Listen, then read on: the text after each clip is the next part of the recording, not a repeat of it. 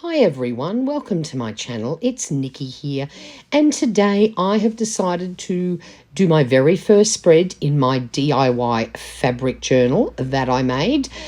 And I hate doing the first spread in a new journal. It's always a little bit nerve-wracking. So I decided to do something that actually gave me a prompt. I find that's easier if you sort of follow an instruction.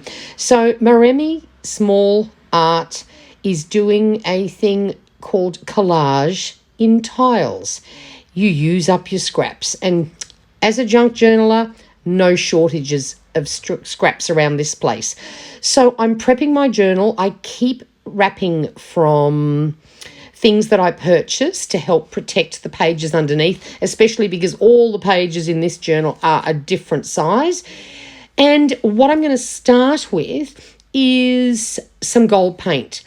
I just want to put a little bit of gold paint highlight on the pages, but I realised I didn't put anywhere near enough paint down on that palette. And I am using a really old stiff brush because it sort of paints on nice sort of little stripes. I didn't want it smooth. I'm happy to have it a bit rough. So that's when I often grab out that old brush and do just that. So we'll put the paint aside. Now, I have plenty of scraps. I've cut up lots of tiles, obviously used some coffee-dyed paper. Surprise, surprise, because my spread is going to be coffee themed. This is in my joy journal, and in it I want to put things that I love. When I will flip through it, once it's all done, it's going to be a case of I love all these things, put a smile on my face. So, of course, I decided to do my page coffee themed. It is one of my favourite things.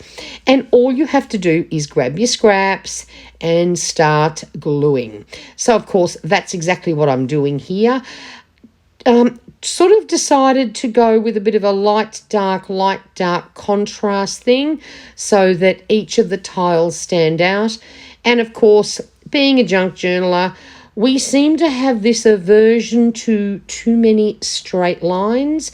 So, of course, a few of my pieces are torn rather than cut into perfect rectangles.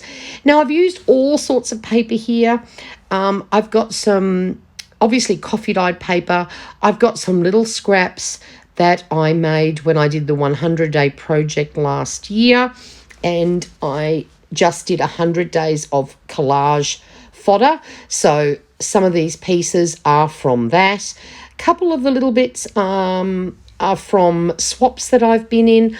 I used some book page, some of it white, some of it not. Of course, a little bit of music, sheets, and then I have this gorgeous scrapbook pad that I have had for a couple of years, and it's all coffee themed. So a couple of the pieces that I've used in this are from that scrapbook pad. I know you can't buy it anymore, so not even worth teasing you and telling you what brand it is.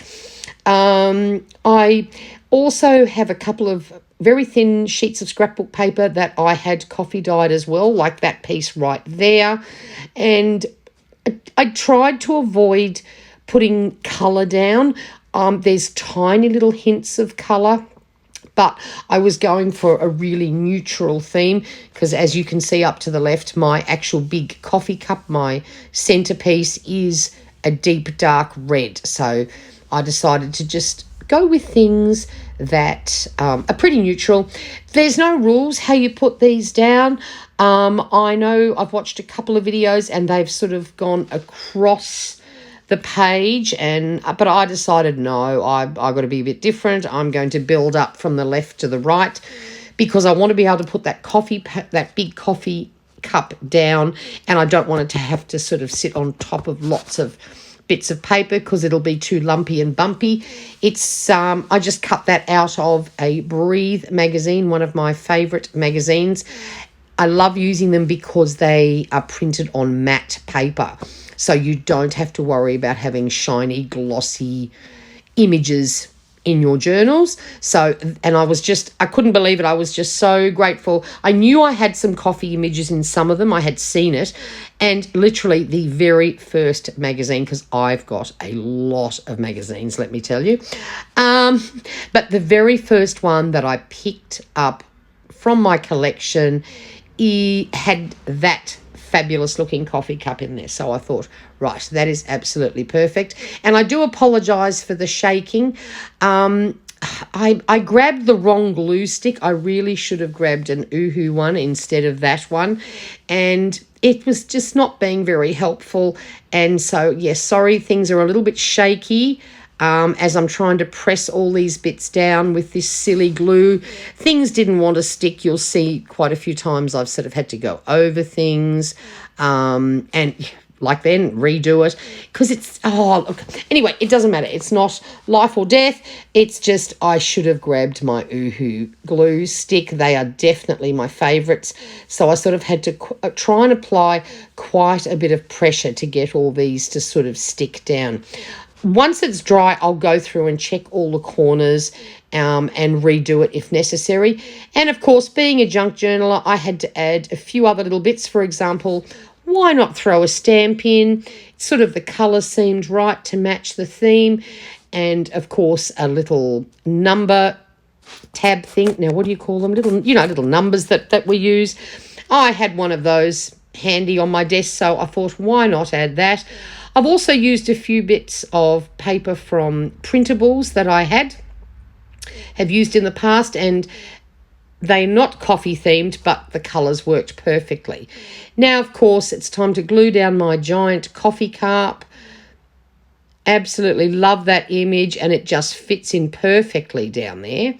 Then the next thing we're going to do, while all that's drying a little bit, I'm going to add some stamps. And I've got 3 sets of coffee-themed stamps. See how you can see here, I've got to keep redoing the corners. This glue's just not sticking down. But that's okay, it's all good. So now we're going to add a few stamps. The one I wanted the most, of course, was the coffee splodge.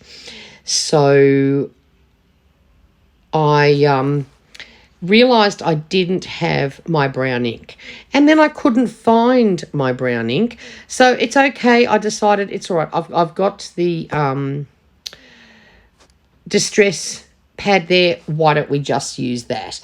Don't know what I've done with my brown ink, but never mind, I will find that. So here we go. We're going to use the distress ink to put down this coffee splat, because I thought, and that's why I sort of kept that top right-hand corner quite clean, because I wanted one of those. And so that's done. Then I had another one of the splats, so I thought, well, we might as well use that. This particular pack, again, I've had it for years. It's from Craft. I doubt you can buy it anymore. I remember getting it on clearance a long time ago. But it's one of my favourite stamp sets. I love having coffee splat things everywhere. And the distress ink didn't stamp the most perfect looking images, but I don't mind that because a coffee splat's not going to look perfect and neat. Now, I also have 2 of these stamp sets from Planners Anonymous. I started subscribing to their kits, but just found after the first few, I just ended up with so much stuff that I just never got to use.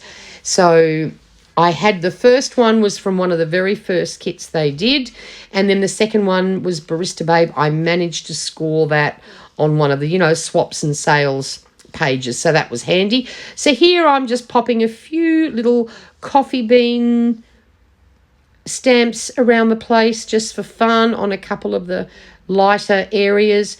Then I wanted to use this other stamp set, and I want the But First coffee. So that's fine. I pop that down and I grab the Memento ink again. And silly me, didn't think about the right way up or the wrong way down. I just popped it down there, put on some ink and stamped it. And then I went, oh dear, wait till you see what's happened. It's upside down. Okay, so how are we going to fix this? We went and we grabbed a piece of coffee dyed paper, and I also grabbed a black Memento ink because I can't find my Ranger one.